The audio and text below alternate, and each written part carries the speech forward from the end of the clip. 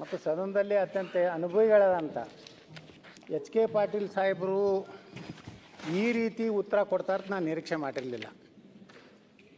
ಇವತ್ತು ಈ ವ್ಯಕ್ತಿ ಒಬ್ಬ ಹಿರಿಯ ಶ್ರೇಣಿ ನ್ಯಾಯಾಲಯದ ಅಪ್ಪರ್ ಸರ್ಕಾರಿ ವಕೀಲರನ್ನಾಗಿ ಮಾಡಬೇಕಾದ್ರೆ ಅವನ ಬ್ಯಾಕ್ಗ್ರೌಂಡನ್ನು ಇವತ್ತು ತನಿಖೆ ಮಾಡಿಸ್ಬೇಕು. ಅವನು ಯಾವ್ಯಾವ ಪ್ರಕರಣದಾಗ ಏನೇನು ಅವನ ಮೇಲೆ ಆರೋಪಗಳಿದೆ ಅನ್ನೋಂಥದ್ದು, ಎಷ್ಟು ಪ್ರಕರಣಗಳು ದಾಖಲೆ ಇದಾವೆ ಅನ್ನೋಂಥದ್ದನ್ನು ತನಿಖೆ ಮಾಡಿದೆ. ಒಬ್ಬ ಗಡಿಪಾರಾದಂಥ ವ್ಯಕ್ತಿ, ಒಬ್ಬ ನೋಡಿ ಅಧ್ಯಕ್ಷರ ಅವನ ಫೋಟೋ ಪಿಸ್ತೂಲ್ ಹಿಡ್ಕೊಂಡು ಫೋಟೋ ತೊಗೊಂಡು 3-4 ಕೊಲೆ ಮಾಡಿದಂಥ ವ್ಯಕ್ತಿಯನ್ನು ಬಿಜಾಪುರದ ಸರ್ಕಾರಿ ಅಭಿಯೋಜಕರನ್ನಾಗಿ ಇವತ್ತು ಸರ್ಕಾರ ನೇಮಕ ಮಾಡಿದೆ. ಇದನ್ನು ಎಲ್ಲನೂ ನಾನು ಗಮನಕ್ಕೆ ತೊಗೊಂಡು ಬಂದಿದ್ದೇನೆ. ಈಗಾಗಲೇ 8 ಪ್ರಕರಣಗಳಲ್ಲಿ ಭಾಗಿಯಾಗಿದ್ದಾನೆ. ಮಾನ್ಯ ಗೃಹ ಸಚಿವರೇ ನೀಡಿರುವ ಲಿಖಿತ ಉತ್ತರದಲ್ಲಿ 2024 ಫೆಬ್ರವರಿಯಲ್ಲಿ 20ನೇ ತಾರೀಕಿನಂದು ಗೃಹ ಮಂತ್ರಿಗಳೇ ಒಪ್ತಾರೆ, ಈತ ಗಡಿಪಾರು ಶಿಕ್ಷೆಗೆ ಒಳಗಾಗಿದ್ದು ದೋಂಬಿ, ಮತೀಯ ಗಲಭೆ, SC ST ಹಾಗೂ ಇತರೆ 8 ಪ್ರಕರಣಗಳಲ್ಲಿ ಭಾಗಿಯಾಗಿದ್ದಾನೆಂದು ಸ್ಪಷ್ಟಪಡಿಸಿದ್ದಾರೆ. ಮತ್ತು ಮುಂದೆ ಹೇಳ್ತಾರೆ ಅಧ್ಯಕ್ಷರೇ, ಇವರು ವಿಚಾರಣೆ ಹಂತದಲ್ಲಿದೆ, ಕೆಲವೊಂದು ಪ್ರಕರಣಗಳು ಗಂಭೀರವಾದಂಥ ಪ್ರಕರಣಗಳಿವೆ ಅನ್ನೋಂಥದ್ದನ್ನು ಸರ್ಕಾರ 2 ಸಲ, ಒಮ್ಮೆ ಆನ್ಸ್ಟಾರ್ ಕ್ವಶನ್ದಲ್ಲಿ ಕೇಳಿದ್ದೇನೆ, ಒಮ್ಮೆ 0 ಅವರ್ನಲ್ಲಿ ಕೇಳಿದ್ದೇನೆ. ಮುಂದೆ ಅಧ್ಯಕ್ಷರೇ, ಈ ವ್ಯಕ್ತಿ ಏನು ನಾನು ಚಳಿಗಾಲ ಅಧಿವೇಶನದಲ್ಲಿ ಡಿಸೆಂಬರ್ 24 ಅವಾಗೂ ಈ ಪ್ರಶ್ನೆ ಗುರುತಿಲ್ಲದ ಪ್ರಶ್ನೆಯನ್ನು ಚುಕ್ಕೆ ಗುರುತಿಲ್ಲದ ಪ್ರಶ್ನೆಯನ್ನು ಕೇಳಿದ್ದೇನೆ. ಇದು ಎಲ್ಲ ಪ್ರಕರಣ ಆದಮ್ಯಾಗೂ ಸಹ ಇವತ್ತು ಮಾನ್ಯ ನಮ್ಮ ಸಚಿವರು ಉತ್ತರ ಕೊಡ್ತಾರೆ. ಇಂಥ ಒಬ್ಬ ಕ್ರಿಮಿನಲ್ ವ್ಯಕ್ತಿನ ಮಾಡಿದ ಮೇಲೆ ಇಷ್ಟೆಲ್ಲ ಸರ್ಕಾರ ಮುಂದೆ ಗಮನಕ್ಕೆ ತಂದ ಮೇಲೂ ಸಹ ಇವತ್ತು ಹೇಳ್ತಾ ಇದ್ದಾರೆ ಅವನ ಅವಧಿ ಏನು ಖಾದ್ರಿಯ ಅವಧಿ 20/9/2025ಕ್ಕೆ ಮುಕ್ತಾಯವಾಗುತ್ತಿದ್ದು, ಅವಾಗ ನಾವು ಸರ್ಕಾರದ ವಕೀಲರ ಹುದ್ದೆಗೆ ನೇಮಕಾತಿ ನಿಯಮಗಳ ಪ್ರಕಾರ ಕರಿತೀವಿ, ಅವಾಗ ಮತ್ತು ಅವರು ಯಾರು ಅರ್ಜಿ ಹಾಕ್ತೀವಿ. ಆದರೆ ಈ ವ್ಯಕ್ತಿನ, ಇಂಥ ಒಬ್ಬ ಕ್ರಿಮಿನಲ್ ವ್ಯಕ್ತಿನ ಇಡೀ ವಿಜಾಪುರದಲ್ಲಿ ಒಂದು ಕಾರ್ಪೊರೇಟರ್, ಮುಸ್ಲಿಂ ಕಾರ್ಪೊರೇಟರ್ ಗಂಡನ ಕೊಲೆ ಮಾಡಿದಂಥದ್ದು ಆರೋಪಿ ಅದಾನೆ. ಒಂದು SC ಹೆಣ್ಮಗಳನ್ನ ಅತ್ಯಾಚಾರ ಮಾಡಿ ಕೊಲೆ ಮಾಡಿದಂಥ ಆರೋಪಿ ಅದಾನೆ. ರಾಜಾರೋಷವಾಗಿ ನಾಡ ಪಿಸ್ತೂಲ್ ಹಿಡ್ಕೊಂಡು ವಿಜಾಪುರನಲ್ಲಿ ಅಡ್ಡಾಡ್ತಾ ಇದ್ದಾನೆ. ಕಾಂಗ್ರೆಸ್ಸಿನ ಮಂತ್ರಿಗಳಾದಂಥ MB ಪಾಟೀಲರು, ಬಿಜಾಪುರ ಜಿಲ್ಲಾಧಿಕಾರಿಗಳು, ಜಿಲ್ಲಾ ಪೊಲೀಸ್ ವರಿಷ್ಠಾಧಿಕಾರಿಗೆ ಬಾಯಿಗೆ ಬಂದಂಗೆ ಅವನ್ನೆಲ್ಲ ಇದು ತಂದಿದ್ದೇನೆ. ಅವು ಏನೇನೋ ಪೆನ್ ಡ್ರೈವ್ ಇದೆ, ಅವನು ಯಾವ ರೀತಿ ಅವನ ಭಾಷೆ ಇದೆ. ಸರ್ಕಾರಿ ಒಬ್ಬ ವಕೀಲನಾಗಿ ಮತಾಂಧ ಪ್ರಚೋದನೆ ಮಾಡುವಂತಹ ಪತ್ರಿಕಾಗೋಷ್ಠಿಯನ್ನು ಮಾಡಿದಂಥದ್ದು ನನ್ನ ಬಳಿ ಪೆನ್ ಡ್ರೈವ್ ಇದೆ. ಆದರೂ ದುರ್ದೈವ ಏನಂದರೆ ಎಚ್ ಕೆ ಪಾಟೀಲ್ ಅಂತ ಸಾಹೇಬರು ತಕ್ಷಣ ಅವನ ಆ ಒಂದು ಇದರಿಂದ ವಜಾ ಮಾಡಬೇಕಾಗಿತ್ತು. ಆದರೆ ಅವನು ಇನ್ನೂ 29 ತನಕ ಸರ್ಕಾರಿ ವಕೀಲಾಗಿ ಮುಂದುವರಿಯುವಂಥ ಪರಿಸ್ಥಿತಿ ನಿರ್ಮಾಣ ಆಗಿದೆ. ಅಂದರೆ ಸರ್ಕಾರ ಯಾವ ಹಂತಕ್ಕೆ ಹೋಗಿ ಅವರಿಗೆ ಈ ರೀತಿ ಅಪೀಸ್ಮೆಂಟ್ ಅಂತೇನು ಕರಿತೀವಲ್ಲ, ಎಷ್ಟರೇ ಅಪೀಸ್ಮೆಂಟ್ ಮಾಡೋದು. ಒಬ್ಬ ಗುಂಡ, ಒಬ್ಬ ಕ್ರಿಮಿನಲ್ಲು, ಒಬ್ಬ ಅಟ್ರಾಸಿಟಿ ಕೇಸ್ನಲ್ಲಿ ಭಾಗವಹಿಸಿದವ, ಒಬ್ಬ ಕೊಲೆಗಾಡಕ ಅಂತೇಳಿ ಇವತ್ತು ಕೋರ್ಟಿನಲ್ಲಿ ನಡೆದಂಥವ ಮತ್ತು ಗಡಿಪಾರಾದಂಥ ವ್ಯಕ್ತಿನ ಇವತ್ತು ಸರ್ಕಾರಿ ಅಭಿಯೋಜಕರು ಮಾಡ್ತಾರಂದರೆ ಇದು ಎಂಥ ದುರಂತ. ಇದರ ಸಚಿವರು ನನಗೆ ಇವತ್ತು ಒಂದೇ ಒಂದು ಆಶ್ವಾಸನೆ ಕೊಡಬೇಕು, ಇವತ್ತೇ ಅವರನ್ನು ಆ ಒಂದು ಹುದ್ದೆಯಿಂದ ನಾವು ವಜಾಗೊಳಿಸ್ತೀವಿ ಅನ್ನೋಂಥ ಉತ್ತರ ನಾನು ನಿರೀಕ್ಷೆ ಮಾಡಿದ್ದೆ. ಆ ದುರ್ದೈವ ಬಂದಿಲ್ಲ. ಈಗಲಾದರೂ ಮಾನ್ಯ ಸಚಿವರು ಇಂಥ ಪ್ರಕರಣ ಇರುವಂಥ ವ್ಯಕ್ತಿನ ತಕ್ಷಣ ವಜಾ ಮಾಡಬೇಕಂತ ನಾನು ಆಗ್ರಹ ಮಾಡ್ತೇನೆ.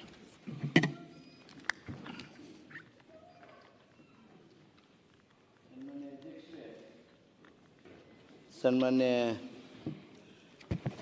ಬಸನಗೌಡ ಪಾಟೀಲ್ ಯತ್ನಾಳ್ ಅವರು ಭಾಳ ಗಂಭೀರವಾಗಿರ್ತಕ್ಕಂಥ ಆರೋಪಗಳು, ನಾವು ಏನು ಸರ್ಕಾರಿ ವಕೀಲರನ್ನು ನೇಮಣಿಕೆ ಮಾಡಿದ್ದೇವೆ.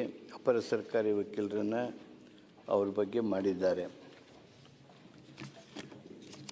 ಈ ವಕೀಲರನ್ನು ನೇಮಣಿಕೆ ಮಾಡುವಾಗ ಅದು ತಾತ್ಪೂರ್ತಿಕವಾಗಿ ನೇಮಣಿಕೆ ಮಾಡುವಾಗ ನಾವು ಅವರ ವಕೀಲಿ ವೃತ್ತಿಯನ್ನು ಗಮನದಲ್ಲಿಟ್ಟುಕೊಂಡು ಈ ನೇಮಣಿಕೆಗಳನ್ನು ಮಾಡ್ತೀವಿ.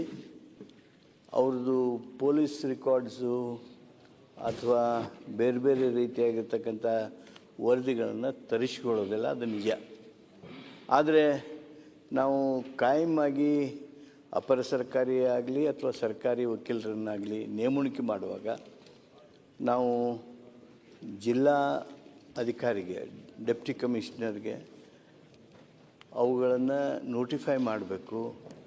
ಆಮೇಲೆ ಜಿಲ್ಲಾ ನ್ಯಾಯಾಧೀಶರೇನಿರ್ತಾರೆ ಅವರಿಂದ ಪಟ್ಟಿ ತರಿಸ್ಕೋಬೇಕು ಅನ್ನುವಂಥ ನಿಯಮಗಳಿವೆ. ಆ ನಿಯಮಾನುಸಾರ ನಾವು ಮಾಡ್ತಿರ್ತೀವಿ. ಈಗ ಇವ್ರನ್ನ ಮಾಡಿದ್ದು ತಾತ್ಪೂರ್ತಿಕವಾಗಿ ಮಾಡಿರ್ತಕ್ಕಂಥದ್ದು, ಒಂದು ವರ್ಷದ ಮಟ್ಟಿಗೆ ಮಾಡಿರ್ತಕ್ಕಂಥದ್ದು ಇದ್ದುದರಿಂದ ಈ ಯಾವುದೇ ರೀತಿಯಾಗಿರ್ತಕ್ಕಂಥ ಪ್ರಕ್ರಿಯೆಗಳು ನಡೆದಿಲ್ಲ. ಅವರು ಹೇಳ್ತಕ್ಕಂಥದ್ರಲ್ಲಿ ಅವ್ರು ಹೇಳೋದ್ರ ಪ್ರಕಾರ, ಯಾಕಂದರೆ ಗಡೀಪಾರಾದ ವಕೀಲರು ಬಂದು ವಕಾಲತ್ತು ಮಾಡೋದಕ್ಕೆ ಸಾಧ್ಯ ಇಲ್ಲ. ಅಲ್ಲ ಅಧ್ಯಕ್ಷ, ಅವ್ರು ಕೋರ್ಟಿಂದ ಸ್ಟೇ ತೊಗೊಂಡು ಬಂದರೆ ಮಾಡ್ತಾರೆ ಅವರು. ಒಂದು ಸೆಕೆಂಡ್ ಇಲ್ಲ, ಇದು ಒಂದೇ ಪ್ರಕರಣ ಅಲ್ಲ ಮಾನ್ಯ ಸಚಿವರೇ. ಅಲ್ಲ ನೋಡ್ರಿ, ಅವನ ಮೇಲೆ ದಲಿತ ಮಹಿಳೆ ಮೇಲೆ ಹಲ್ಲೆ ನಡೆಸಿದ್ದು ಕಿರುಕುಳ ಪ್ರಕರಣ ಈಗ 143, 147, 448, 427, 323, 324, 354, 355, 307, 392, 363, 504, 149 IPC 3 subsection 1 SC/ST Pay Amendment Act 2015 FRI ಅದನ್ನಾಗಿದೆ.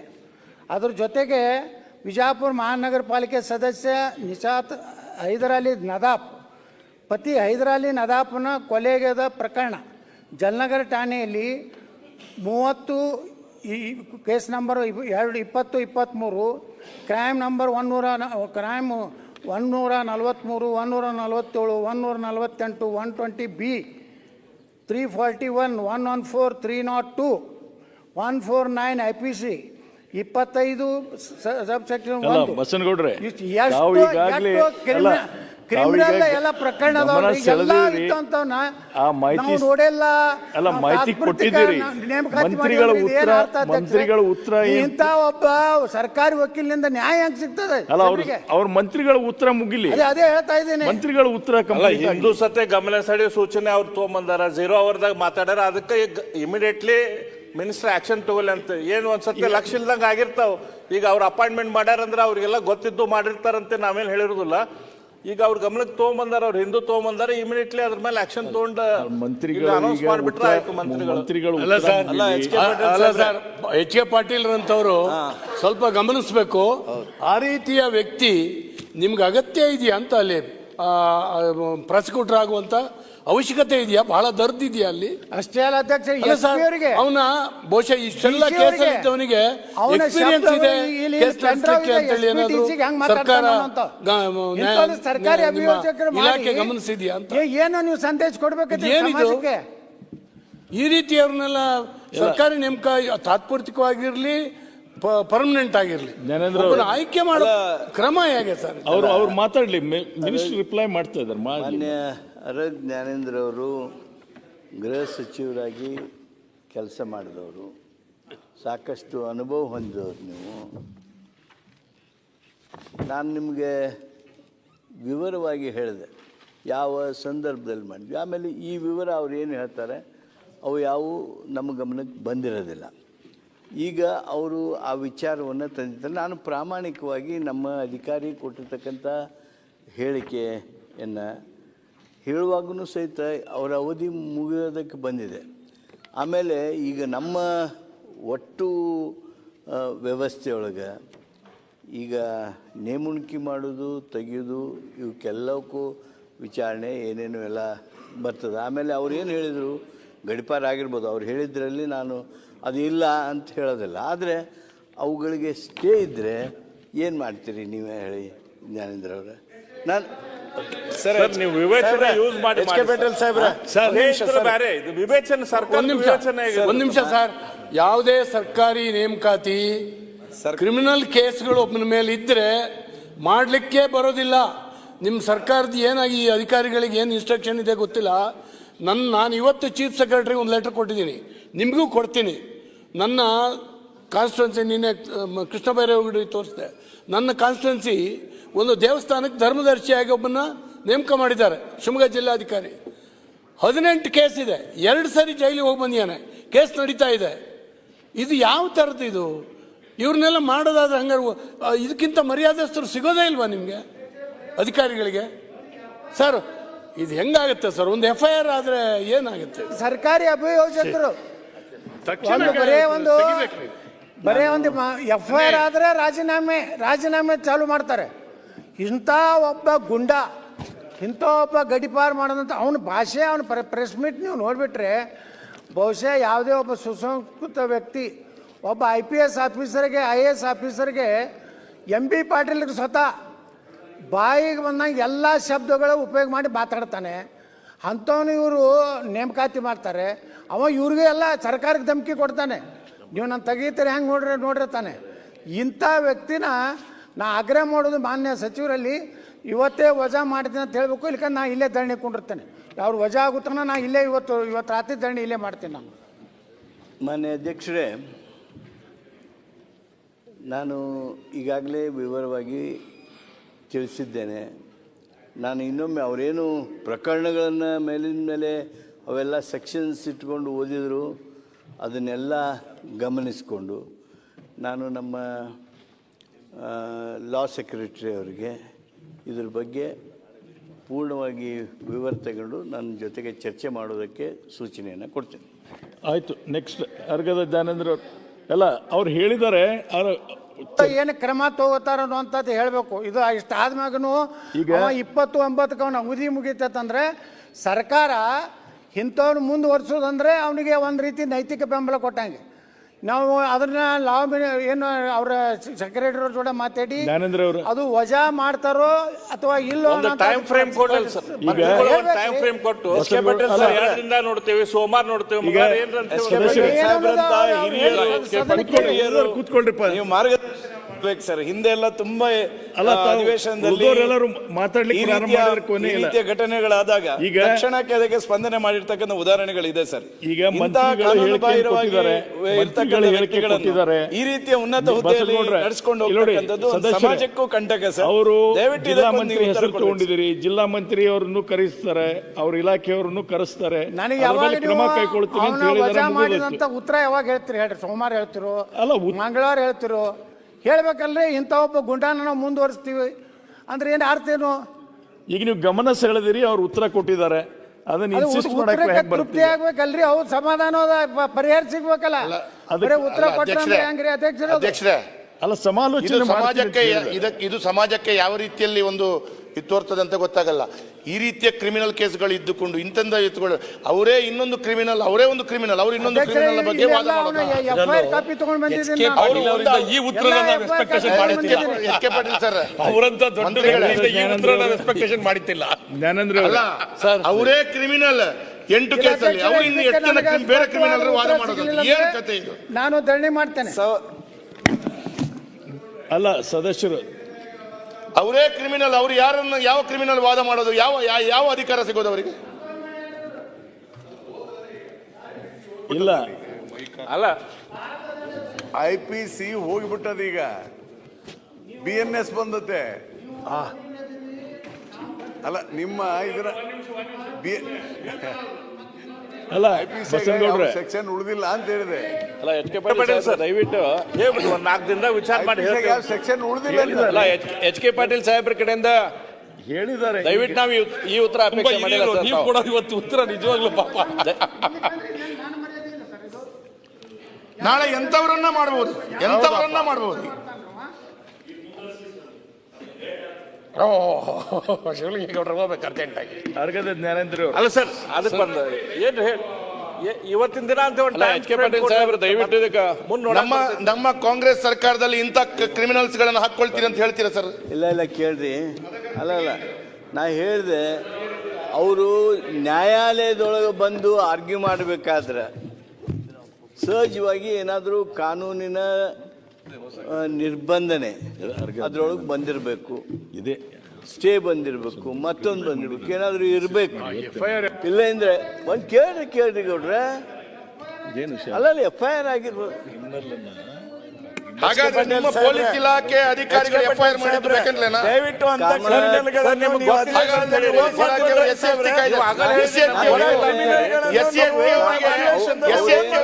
ಮಾಡಿದವರಿಗೆ ನೀವು ರಕ್ಷಣೆ ಕೊಡ್ತೀರಾ? ರಕ್ಷಣೆ ದಲಿತ ಸಮಾಜ ಅವರಿಗೆ ಅನ್ಯಾಯ ಮಾಡಿದವರು ಅಲ್ಲ ಟೈಮ್ ಫ್ರೇಮ್ ಈ ರೀತಿಯ ಕ್ರಿಮಿನಲ್ಗಳನ್ನು ನೀವು ಸದನದಲ್ಲಿ ಓನ್ ಮಾಡಿಕೊಂಡಾಗ ಆಗುತ್ತೆ. ಆ ಎಲ್ಲ ವಿವರಗಳನ್ನ ತರಿಸ್ಬೇಕು. ಈಗ ಅಲ್ಲ ಹಿಂದೂ ಅದನ್ನೇ ಅವ್ರು ರಿಪ್ಲೈ ಕೊಡ್ಲಿ, ನೀವು ಕೂತ್ಕೊಳ್ಳಿ. ಮಂಜುನಾಥ್ ಬೆದ್ವಾಸ್ ಭಾಷೆ ನೋಡ್ರಿ, SP ಗೆ ಹೆಂಗೆ ಮಾತಾಡ್ತಾನೆ, DC ಗೆ ಹೆಂಗೆ ಮಾತಾಡ್ತಾನೆ, ಜಿಲ್ಲಾ ಉಸ್ತುವಾರಿ ಮಂತ್ರಿಗೆ ಹೆಂಗೆ ಮಾತಾಡ್ತಾನೆ, ಕೋರ್ಟ್ನಾಗ ಅವನು ಗುಂಡಾಗಿರಿ ಓಪನ್ ಕಂಟ್ರಿ ಪುಸ್ತಕ ತೊಗೊಂಡು ಪುಸ್ತಕ ತೋರಿಸ್ತಾನೆ ಕೋರ್ಟ್ನಾಗ. ಅವನನ್ನ SK ಪಾಲ್ ಸಾಹೇಬ್ರು ಇವತ್ತು ಆಯ್ತು. ಸಮರ್ಥನೆ ಮಾಡ್ಕೋತಾರಂದ್ರೆ ಅಲ್ಲ ಆಯ್ತು, ಅಲ್ಲಲ್ಲ ನಿಲ್ಲಿ. ಈಗ ನೀವು ನಿಮ್ಮ ಸೀಟಿಗೆ ಹೋಗಿ. ಇಲ್ಲ ಅವ್ರು ಹೇಳ್ರಿ, ಅಲ್ಲಿ ಹೇಳ್ತಾರೆ. ಈಗ ಅವ್ರು ಹೇಳ್ರಿ ನೋಡಿ, ಅದು ಸರಿಯಲ್ಲ ನೋಡಿ. ಆಯ್ತು ಅಧ್ಯಕ್ಷರೇ ನಿಲ್ಲಿ. ಅಲ್ಲ ಒಂದ್ ನಿಮಿಷ ಅಧ್ಯಕ್ಷರೇ, HK ಪಾಟೀಲ್ ಅಂತ ಹಿರಿಯರಿದ್ದಾರೆ. ಗೊತ್ತಾಯ್ತಪ್ಪ. ಈ ರೀತಿಯ ಸಮಾಜ ದ್ರೋಹಿಗಳನ್ನು ಒಂದು ಕಾನೂನು ಸುವ್ಯವಸ್ಥೆ ಅಡಿಯಲ್ಲಿ ನಿಲ್ಲಿಸುವಂತದ್ದು ಅದು ಸರಿಯಾ ತಪ್ಪ ಅಂತ ಅವರ ಆತ್ಮಸಾಕ್ಷಿಯಾಗಿ ಹೇಳಲಿ ಅವರು. FIR ಆದವರಿಗೆ ಆಯ್ತು ನಿಲ್ಲಿ. ಈಗ ನೀವು ಅಲ್ಲಿಗೆ ಹೋಗಿ ಸರ್. ಅವರು ನನಗೆ ಭರವಸೆ ಕೊಡ್ರಿ. ನೋಡಿ ಅವನ ವಜಾ ಮಾಡಿ ಈಗ ಅದನ್ನ ಈಗ ಕೇಳುವ, ನೀವು ಒಮ್ಮೆ ಕೂತ್ಕೊಳ್ಳಿ ಅಲ್ಲಿ ನಿಮ್ಮ ಸೀಟಿಗೆ. ಗೌಡ್ರ ವಜಾ ಮಾಡೋದು ಬೇಡ, ಅವ್ರು ಸೋಮವಾರ ವಿಚಾರಕ್ಕೆ ಉತ್ತರ ಕೊಡಿ. ನೀವು ಅವ್ರಿಗೆ ಅದೇ ಹೇಳಕತ್ತೀನಿ. ನೀವೇ ಹೇಳ್ತೀರಿ. ಸೋಮವಾರ ಕೊಡಿ. ಆಯ್ತು, ನೀವು ಅಲ್ಲಿ ಸೀಟಿಗೆ ಹೋಗಿ. ಈಗ ಅವ್ರು ಮತ್ತೆ ಉತ್ತರ ಕೊಡ್ತಾರೆ. ಸರ್ ಆಶಾ